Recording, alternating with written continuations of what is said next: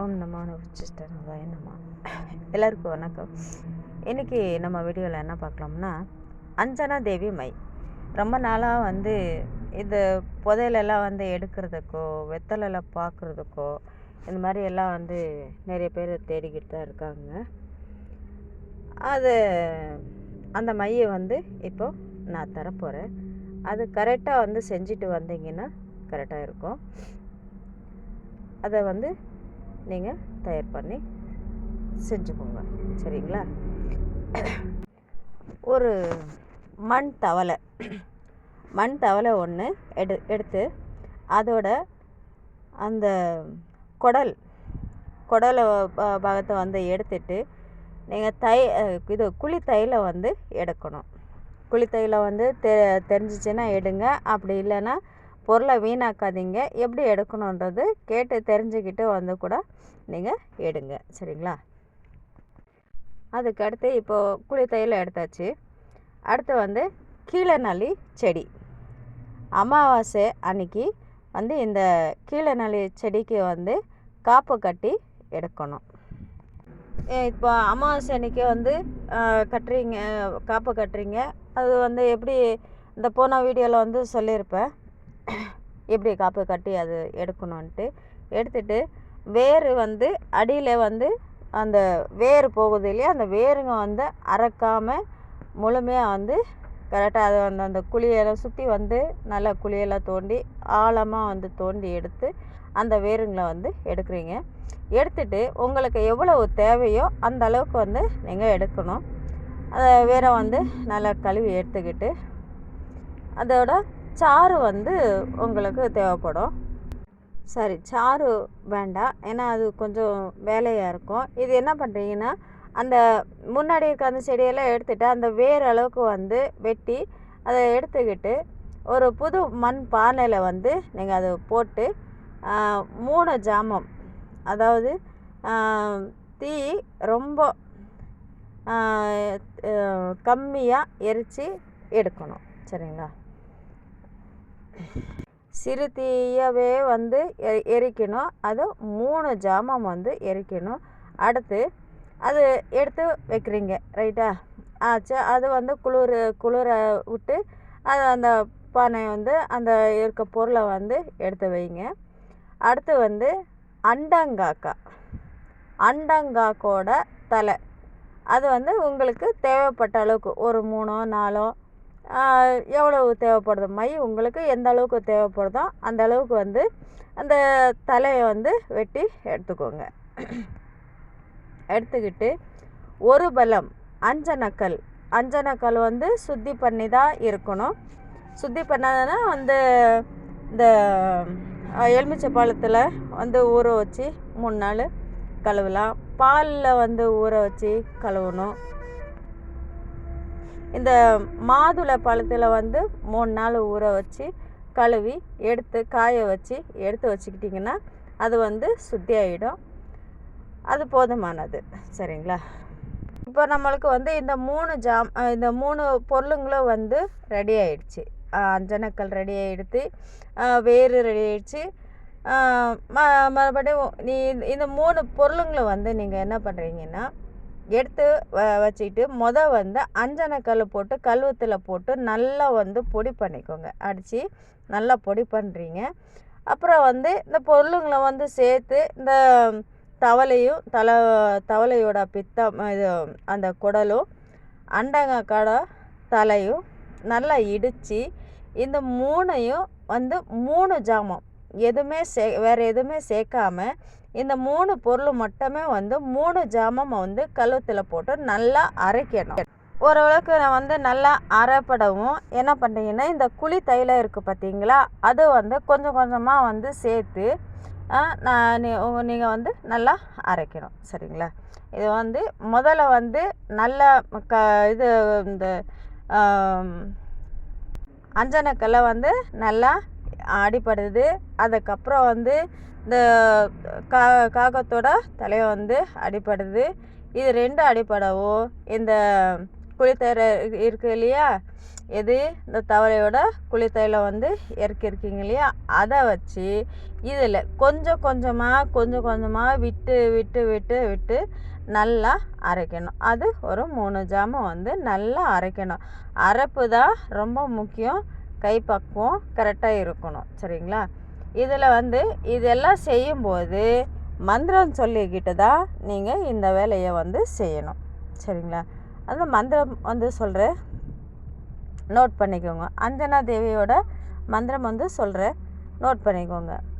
ஓம் hunk ring come மம் மூம் ரங் ring க்ளீம் அஞ்சனா தேவி விடு விடு திசை திசையே ஓம்.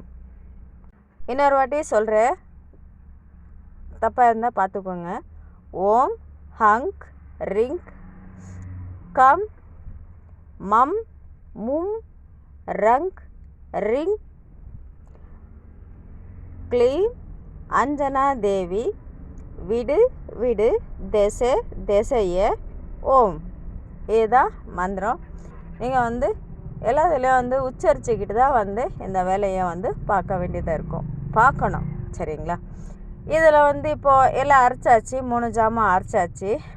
பார்த்தீங்கன்னா இதுக்கு தேவை வந்து இந்த இதை மரத்தில் செஞ்ச சிமிலி வந்து ரெடி பண்ணி வச்சுக்கோங்க. சரிங்களா? இந்த மரக்கடையில் வந்து இந்த கதவு ஜன்னலாக பார்க்குறாங்களா, அவங்களாண்டே கேட்டாலே வந்து மரத்தில் சிமிலிங்கெல்லாம் இப்போல்லாம் நிறைய வந்திருக்கு. அதில் வந்து உங்களுக்கு எது பிடிக்குதோ அந்த மாதிரி சிமிலியை வந்து எடுத்து வச்சுக்கிறீங்க.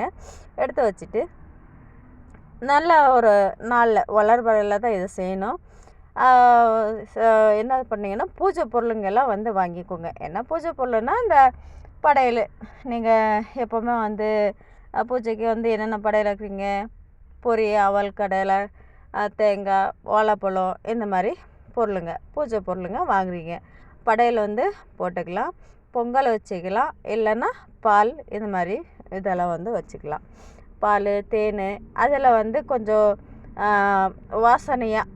வாசனையாக இருக்க பொருள் ஒரு நாள் மட்டும் வந்து நீங்கள் இந்த படையலெல்லாம் அது ஸ்டார்ட் பண்ணுற அன்றைக்கி, இது அமாவாசை இல்லையா, அன்றைக்கி மட்டும் வந்து நீங்கள் இது பண்ணிக்கோங்க.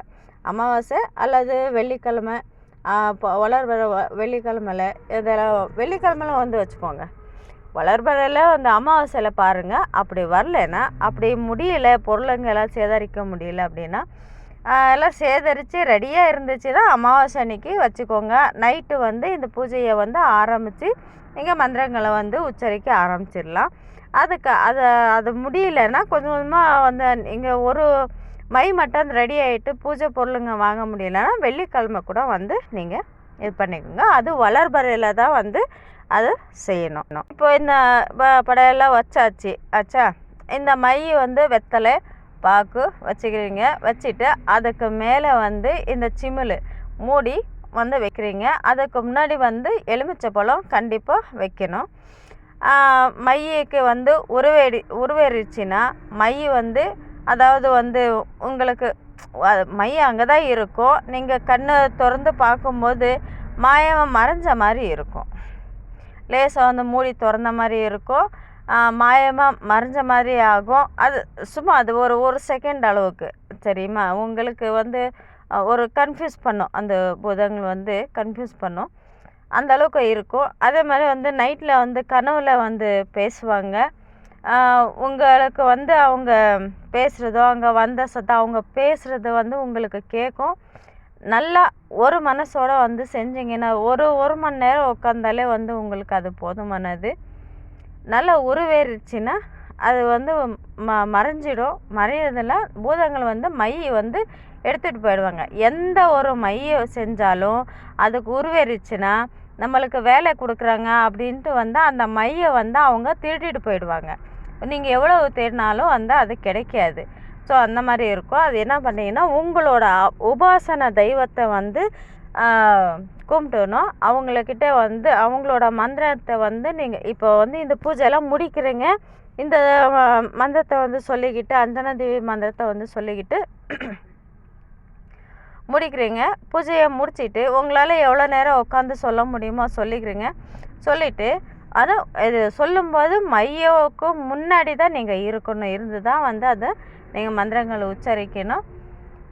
உச்சரிச்சுட்டு அதுக்கடுத்து வந்து நீங்கள் எந்திரிக்கிற மாதிரி இருந்தால் எந்திரிக்கலாம். அந்த மையை வந்து சுரக்க குடுவேலை வந்து வச்சுக்கணும். மையங்களை வந்து குடுவேலை வைக்க வைக்க உங்களுக்கு பவர் அதிகமாக, ரொம்ப பவராக அதிகமாக வேலை செய்யும். நீங்கள் எவ்வளவு மந்திரங்கள் உச்சரிக்கிறீங்களோ அந்த அளவுக்கு வந்து அது உருவேறும். அந்த ஏற்றுறது அந்த பவர் வந்து எங்கே வந்து நீங்கள் வச்சாலும் நல்லா, அதாவது வெளியில் வைக்கிறதோ இல்லை விபூதிக்குள்ளே வைக்கிறதோ அதை விட அதிகமாக இந்த குடுவேலெல்லாம் வந்து வைக்கும்போது உங்களுக்கு நல்லாவே பவராக வேலை செய்யும். அதனால தான் இந்த குடுவேலை வந்து வைக்கணும். இந்த சுரக்க குடுவேலை வந்து நீங்கள் வச்சுட்டு அடியில் கொஞ்சம் விபூதி, பச்சை கற்பூரம் இதெல்லாம் வந்து போட்டு உள்ளார வந்து அந்த சிம்மில் வைக்கிறீங்க. வச்சுட்டு உங்களோட உபாசனை தெய்வத்தை வந்து அவங்களோட மந்திரத்தை சொல்லிவிட்டு அந்த எலுமிச்சை பழத்தை வந்து அதுக்குள்ளார வச்சுட்டு மூடி வச்சிடலாம். சரிங்களா? உங்களுக்கு நல்லாவே தெரியும். உங்களுக்கு வந்து அது மையை நீங்கள் யூஸ் பண்ணும்போது அந்த மைக்கு எவ்வளவு பவராக இருக்குன்னு. இந்த மை அரைக்கும் போது என்ன பண்ணுறீங்கன்னா, உங்களுக்கு அந்த சந்தேகம் இருந்துச்சுன்னா ₹1 காயின் எந்த மையை அரைக்கணும்னாலும் சின்னதாக ஒரு மை அரைக்கணும்னா அது அரைப்பட்டிருக்கா போதுமா அந்த சந்தேகமே உங்களுக்கு தேவையில்லை. அதாவது ₹1 காயின்ஸை வந்து கழுவத்துக்கு கீழே வந்து நடுபாகத்தில் வச்சுட்டு நீங்கள் பாட்டுக்கு அரைச்சிட்டே இருக்கலாம்.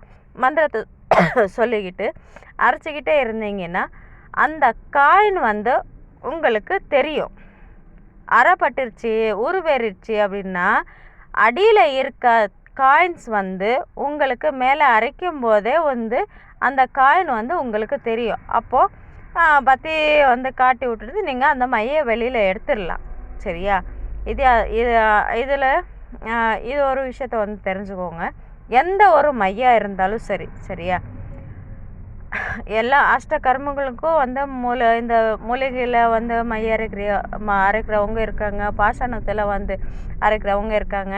ரைட்டு. அந்த மாதிரி நீங்கள் மை அரைக்கும்போது இந்த மாதிரியான விஷயம் வந்து கண்டிப்பாக வந்து செய்யணும். அப்போ வந்து உங்களுக்கு எந்த ஒரு கன்ஃபியூஷனும் இல்லாமல் அந்த வேலையை வந்து செஞ்சு முடிக்கலாம். கச்சிதமாக இருக்கும். சரிங்களா? நல்லா வேலை செய்யும். சரி, இது வேலை முடிஞ்சிச்சு. அதுக்கு அடுத்து என்ன பண்ணணுன்னா வெத்தலையில் தடவிட்டு நீங்கள் என்ன நினைக்கிறீங்களோ அதை வந்து பார்க்கலாம். பூமிக்கு அடியில் வந்து இருக்கிறத வந்து பார்க்கணுன்னா கண்ணில் வந்து மையை வச்சுக்கணும். கண்ணில் மையை வச்சுக்கிட்டு நீங்கள் பார்த்தீங்கன்னா நீங்கள் என்ன பார்க்குறீங்களோ, உங்களுக்கு நீங்கள் என்ன கேட்டுட்டு அதை வைக்கிறீங்களோ அது உங்களுக்கு தெரியும். இந்த புதையலெல்லாம் வந்து தாராளமாக வந்து இருக்கலாம். அந்த தெய்வமே வந்து உங்களுக்கு உதவி செஞ்சு எடுத்து கொடுப்பாங்க. சரிங்களா? அவங்க என்ன சொல்கிறாங்களோ அதை வந்து செஞ்சுட்டு அந்த பூஜைங்களெல்லாம் வந்து முடிச்சுட்டு அதுக்கடுத்து வந்து அந்த புதையலை வந்து எடுக்கலாம். குறி பார்க்குறதுக்கும் யூஸ் ஆகும். வெத்தலைலாம் வந்து தடவி பார்த்தீங்கன்னா தெரியும். கண்ணுலேயும் வச்சுக்கணும். கண்ணில் வந்து லேசாக வந்து வச்சுக்கலாம். ஒரு பொட்டளவுக்கு வந்து நத்திலையும் வச்சுக்கலாம். சரிங்களா? இது அஞ்சனா தேவினால வந்து எல்லாருக்கும் தெரியும். மாந்திரிகத்தில் இருக்கவங்களுக்கு கண்டிப்பாக அது தெரியும். சரிங்களா? வேறு ஏதாவது ஒரு விஷயங்கள்னா இன்னும் இதில் நிறைய விஷயங்கள் இருக்குது. கண்ணாடி மூலியமாக பார்க்கலாம், தண்ணிக்குள்ளார வந்து பார்க்கலாம். இந்த மாதிரி நிறைய விஷயங்கள் இருக்குது. உங்களுக்கு தேவைப்பட்டால் நீங்கள் கால் பண்ணி கேளுங்க. அப்படி இல்லைன்னா கிளாஸ் அட்டன் பண்ணுற மாதிரி இருந்துச்சுன்னா அட்டன் பண்ணுங்கள். உங்களுக்கு உங்களோட சந்தேகம் இல்லை, இதில் வேலையில் வந்து பாதி வேலையில் இருக்குது அப்படின்னா அந்த சந்தேகம் இருந்துச்சுன்னா கால் பண்ணி கேட்டுக்கலாம். சரிங்களா? இல்லை உங்களால் இது செய்ய முடியல, இது கிடைக்குமான்னா நாங்கள் செஞ்சு தயார் பண்ணி கொடுப்போம். அதுக்கு தகுந்த வேலைகளை என்னன்றதும் நம்ம சொல்லுவோம். அது செஞ்சு கொடுக்கணும்னா செஞ்சு கொடுப்போம். நீங்கள் இருக்கிற அட்ரஸ்க்கு அது தேடி வரும். நம்ம என்ன செய்யணும் அப்படின்னு சொல்கிறோமோ அதை வந்து நீங்கள் வீட்டில் இருந்து செய்யலாம். நாங்களும் செஞ்சு தருவோம். சரிங்களா?